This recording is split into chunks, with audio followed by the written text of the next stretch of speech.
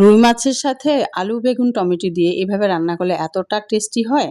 তো আমি যেভাবে রান্না করেছি, ১ম এ পেঁয়াজটাকে একটু ব্রাউন কালার করে ভেজে নিয়ে এখানে দিয়েছি আদা রসুন পেস্ট, সামান্য পানি, তারপরে দিয়েছি হলুদ, দিয়েছি ধনিয়ার গুঁড়া এবং মরিচের গুঁড়া স্বাদ মতন দিয়ে একটু কষিয়ে নিয়ে এখানে আমি দিয়ে দিলাম আলু, এরপরে দিয়ে দিলাম বেগুন, তারপরে পরপরই দিয়ে দিলাম হচ্ছে টমেটো কাটা।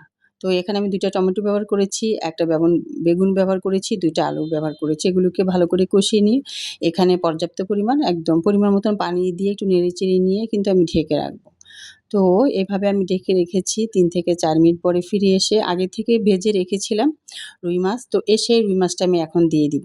তো রুই মাছটা দিয়ে আমি যেটা করব এখানে আরও একটু পানি দিয়ে দিব।